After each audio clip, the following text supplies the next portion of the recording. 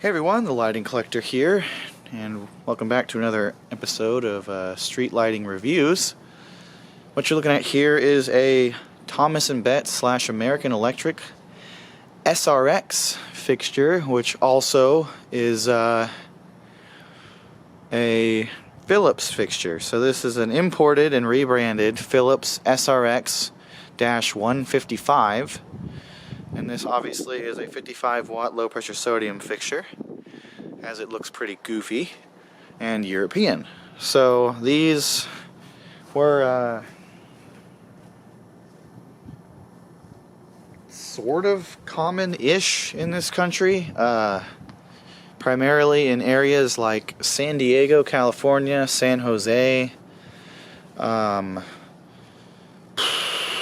of Los Angeles, like the region, Marfa, Texas, Garland, Texas, actually, used these and the larger SRP fixture as a test in the 70s and 80s, but ended up replacing nearly all of them with HPS fixtures later on and LED.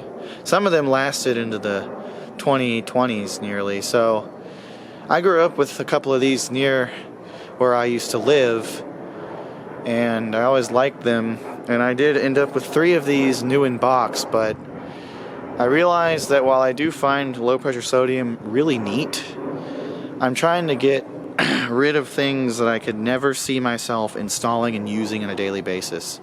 I plan on eventually owning land and installing these streetlights using them, and I can't ever see myself using a low pressure sodium light because I just really don't think the color would look good compared to everything else. Not to say that it isn't cool, I have a thing with the way that HPS and LPS make grass and stuff look. I really don't like it. So I sold all 3 of these to 2 of my friends who are more interested in this stuff than I am, and yeah, so these were brand new, never used until now. And these are 55 watt fixtures, and they're very crudely made. Sorry that the light is right in the way. That's okay, I have another one that I will use instead. So we've got a Lustra lamp here. This didn't come with a lamp, but we have other bulbs and stuff from other LPS stuff I had that I sold. So there's the little tag there. I'll try to get it so you can kind of see it on there. That's actually made in 1996. Okay, a couple of these are 95. I guess this one's 96. The glue that holds the ballast onto the bracket had broken off in the box on this one specifically, and so this is the cheapo fix here for now. It works, and it's got a regular photocell. The lenses are a very common breaking point on these fixtures because, as you can see, this is already a little bit cracked just by existing, the way they riveted these latches on there. I actually have a couple spares of these that I was able to acquire, so at least he'll have some spares, even though they're a little yellowed because of where they were stored. Doesn't matter, it is what it is. This is an American market ballast. You can kind of see that. So they did Americanize these a little bit, but they still have a rather stupid design. The slip fitter here is, if you can see that, 1, 2 little Allen key screws to slip it on, and then you take this plate off to wire it. It's retarded. It's not great. And these weren't cast very well. One of the ones that one of my friends has out of this lot has a corner that broke off because the casting was kind of cheap. So there's that. And this lamp is made by Philips. Lustra and Vertiray and all that were part of the Philips. Oh my gosh, I forgot about how. Okay, there we go. Part of the Philips group. There we go. And it's on a General Electric arm. I think this looks really, really nice on this arm. And so we'll go ahead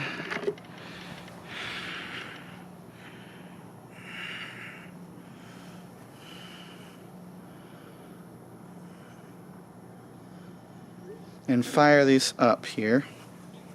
I also forgot to mention this ballast can run either a 35 watt lamp or a 55 watt, and this has a 55. So there we go. Just to make the camera focus better, I'm going to leave the light shining on it since it is getting dark. But you can see the really neat startup that these have. It is cool the way that these operate, and the other thing I like is that they basically can be instant restrike nearly for most of the time, or they don't take very long to restrike. They don't get that hot, because for those who don't know, low pressure sodium is kind of more similar to fluorescent actually in the operating characteristics than mercury vapor, metal halide, and high pressure sodium.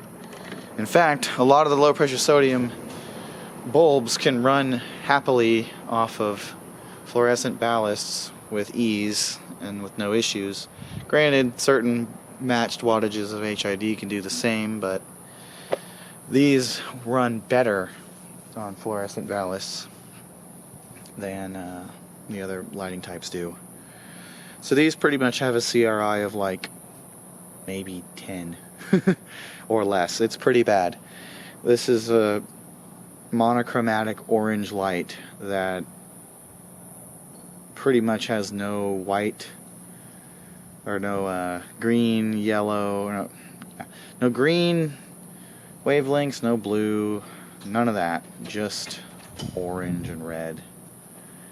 So because of that, you don't see very well underneath them, but they were useful for observatories because the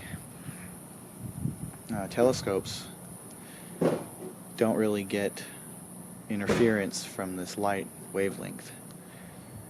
Despite popular belief created by the Dark Skies Association, clear mercury vapor is the second least light polluting lighting type out there, but they tried to ban mercury vapor in those areas because of the bucket lights, which throw them everywhere. But if you put them in a full cutoff type fixture or even a semi cutoff, the light pollution is still way lower than HPS, which is funny because that's what usually replaced the low pressure sodium anyway in the areas that had an observatory.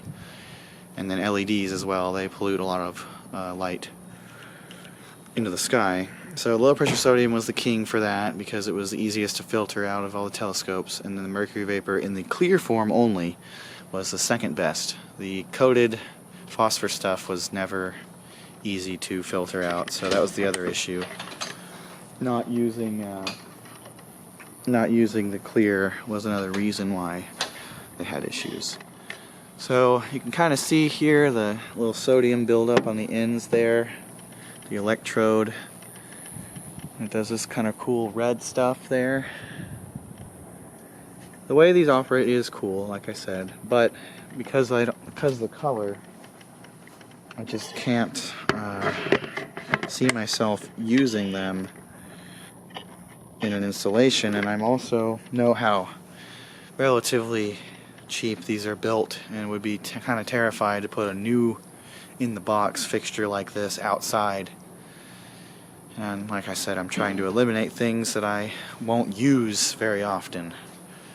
So I'm glad it's going to a good home, and it is cool. It's a dual wattage ballast. I don't know how far in the warm-up process it is.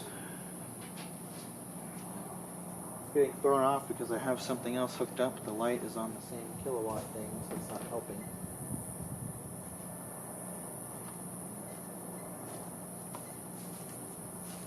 But it's not drawing very much, which is normal. It is definitely getting brighter though. I will turn this floodlight off here, and I want to say these 55 watt lamps have a lumen rating of about 6,000, I think, or maybe more. I can't remember. It might be around 175 watt mercury brightness, which would be like 9,000 lumens or so. But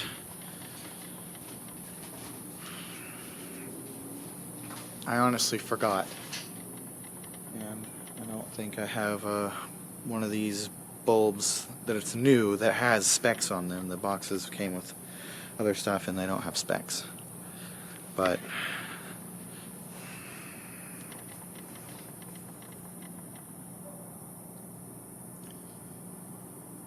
I wish that the low pressure sodium stuff was a little bit better designed, or rather American companies made their own fixtures instead of just rebranding European stuff, because this is not a fun fixture to install, and I feel bad for everybody that removed them and put them up across the country.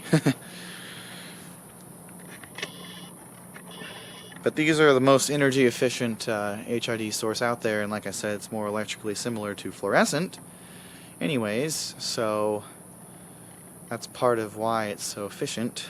I can't remember, but it's like almost 100 lumens per watt, I think. So maybe that's about what this is, probably about 5,500 lumens. Which is not bad, considering the wattage it draws. I believe these are about LED efficiency.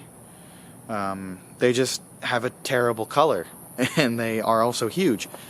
This fixture, for the lumens it puts out, is rather, in the bulb itself, is huge for what it, for the actual wattage and lumens it produces. This is nearly the length of a 1,000 watt mercury vapor lamp, but it draws a fraction of that. So that made them a little impractical too. You had to design a massive fixture. The American companies did redesign their shoebox fixtures to accommodate these and floodlights, but for the roadway lighting they just kind of, except for Westinghouse, who did actually, and Spalding.